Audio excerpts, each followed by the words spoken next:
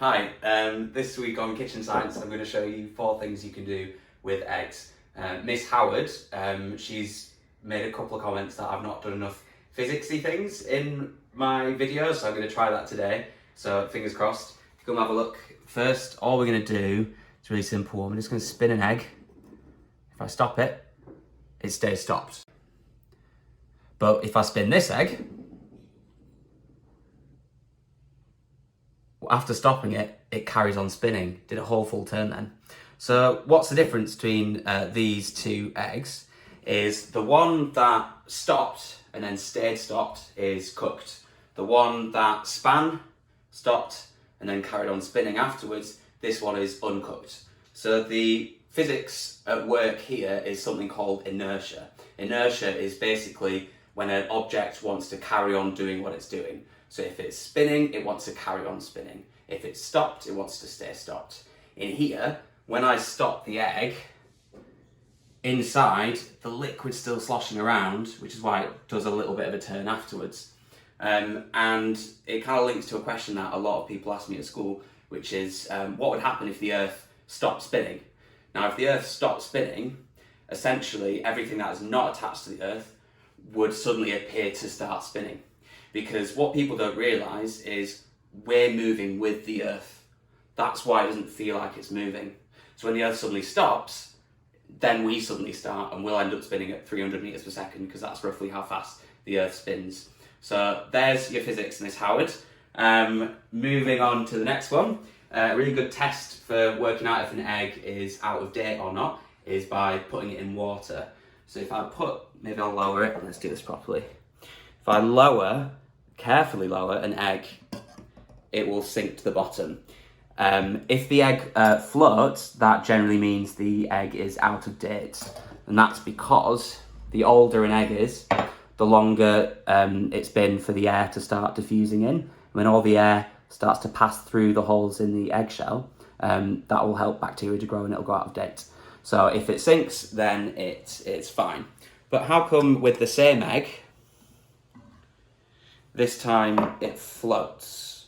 You saw it sink in this one. I've not changed the egg, but in this one, it's floating. So I challenge one of you to send me an email and explain the physical phenomena that's at work here. Okay, next thing I want to do with an egg. This is the first time I've done this. You know when you watch Come Dine With Me, and you're like, and they've never tried, like, oh yeah, I'm making mushroom stroganoff. I've never tried it before. And it's like, why? There's £1,000 at stake. I've never tried this. I've never done it before, but this is the same principle as the candle trick from last week or the week before. Gosh, I don't even know anymore. So I'm gonna obviously make sure there's a responsible adult around. Luckily for me, I'm one of them. So I'm just gonna drop that in. Pop the egg on. Whoa! That's not what's going to happen, but... Keep going. We can claw it back. No, it's still showing the same thing. Just a little bit unexpected. So the bottle's trying to... I wonder if it'll just keep... It's almost cutting into it. Yeah. So basically what happened there... Look at there, look on that side. It's like... Oh! Cool, okay, unexpected turn of events. So, look at that, it's just completely hollowed it out. I will put a link in the description, as they say on YouTube, to another version of this where it works, but I really like that.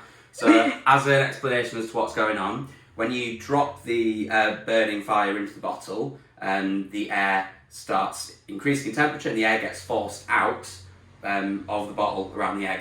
When the fire goes out, the temperature drops, the air particles come together again, there's less pressure, and that pulls the egg into the bottle. If this was just like a normal glass bottle, then it would have pulled the egg straight in, but instead it kind of did a lot of funky stuff. It's really annoying now, I can't eat this egg because it's covered in burnt bits of newspaper. Anyway, we learned something. Right, next one is... We're going to make mayonnaise again. But this time, the traditional way with egg yolks instead of soy milk. So, a little trick, first of all, is to separate the egg yolks by catching the yolk in half of the shell. So you let all the egg white sort of trickle over. Keep passing the yolk between the two halves. Be careful because that's got edges, it might cut into the yolk. Whoop, that's one. So apparently, according to the king, Gordon Ramsay, you need 100 mils of oil per egg yolk. So I've got 2 egg yolks, so I need 200 mils of oil. So that's the second one in. Actually, cool fact about eggshells. A lot of viruses are grown on the inside of eggshells, the sort of white membrane that peels away. So the people who are working on making a antiviral medication for coronavirus will be sort of breeding the virus on the inside edge of the eggshell and carrying out their tests on it. Pretty cool. So I need to wash all this gross egg white off my hands now. Okay, so egg yolks are in, looking gorgeous and golden. Then you need a teaspoon of Dijon mustard.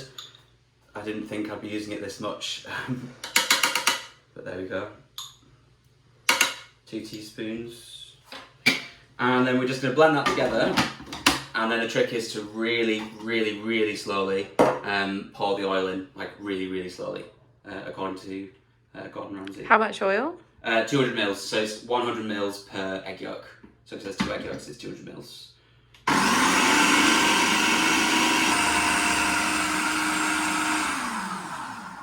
Okay, the moment of truth. Gordon Ramsay, you lied to me! You lied! Look at that, that's not mayonnaise. Ew. Ew. Okay, seeing as the mayonnaise didn't work with the egg yolks, we're going to try making... No, we're not going to try, we're going to do this. We're going to make meringue with the egg whites. So, bit of science behind it. Egg white is just basically water with protein in it. And you've seen in lots of my videos before, protein could unravel and then get kind of tangled up with all the other protein molecules. That's basically what happens in a meringue. So as you whisk it, you kind of force all these coils to unravel into long strings. And then these long strings then get trapped around each other. And they seal in tiny little air bubbles. They sort of get the air and fold it into all this sort of protein tangle, I guess. So that's what a meringue is, and sugar, because obviously you need sugar. So we're just gonna whisk the meringue on high speed, and then very, very slowly add spoons of sugar. So what's the quantities? It is 115 grams of sugar and 2 egg whites. 2 large egg whites. Okay. It's not plugged in.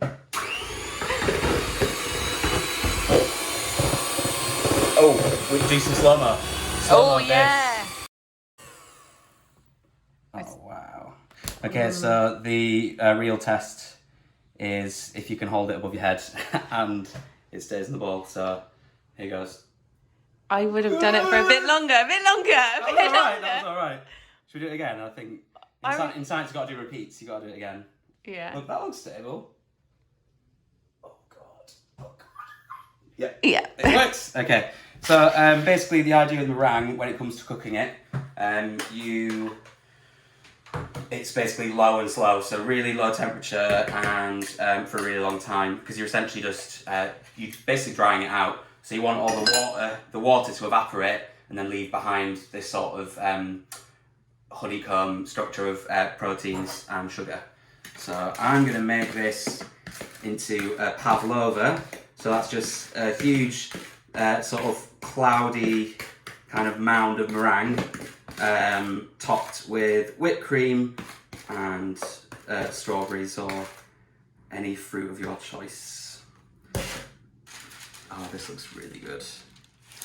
So I'm just going to spread it out on some grease-proof paper. I'm really hoping it doesn't have to be baking parchment.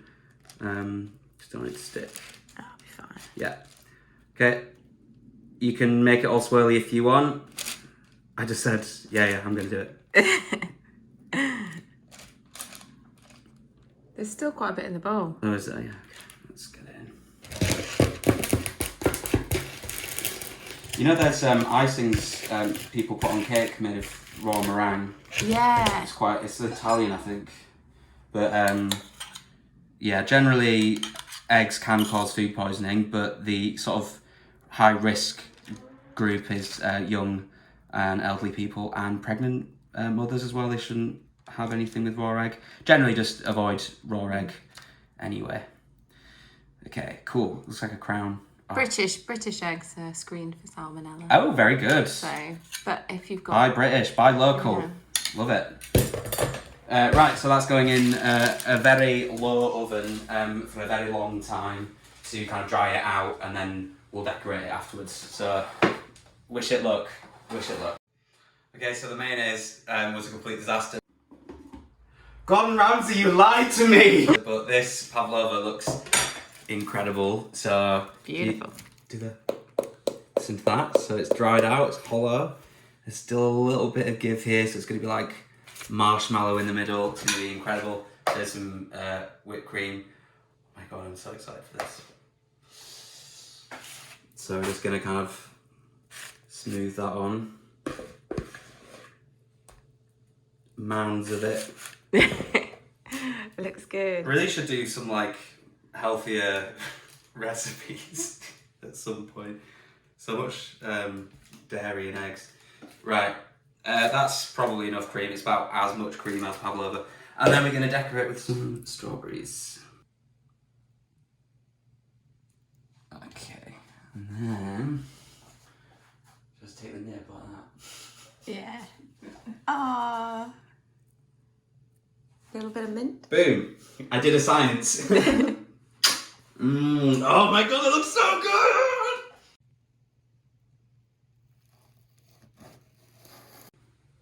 Another really cool one you can do, if you dunk an egg in vinegar, again, not like balsamic, not red wine vinegar, just normal vinegar, cheap and cheerful, the acid, the acetic acid, which is what vinegar is, dissolves and corrodes the eggshell. So this has been in here for about 12 hours, and you can see on the surface of the eggshell, you can already see the egg white underneath starting to peel away. All these bubbles are present on the eggshell because carbon dioxide gas is being produced. And if we leave this long enough, come back to it in another day or two, the eggshell will have completely peeled away and you'll be left with a naked egg, and it will still be raw on the inside, but it will be kind of contained in this weird membrane. If you look on the top of the vinegar, all the outer layer of the eggshells kind of come to the top, and it's all kind of coalesced together into this weird kind of membrane thing, which is pretty cool. So by the magic of television, I'll be able to sort of jump ahead in time by 12 hours, and you'll be able to see what this looks like when all the shells come off.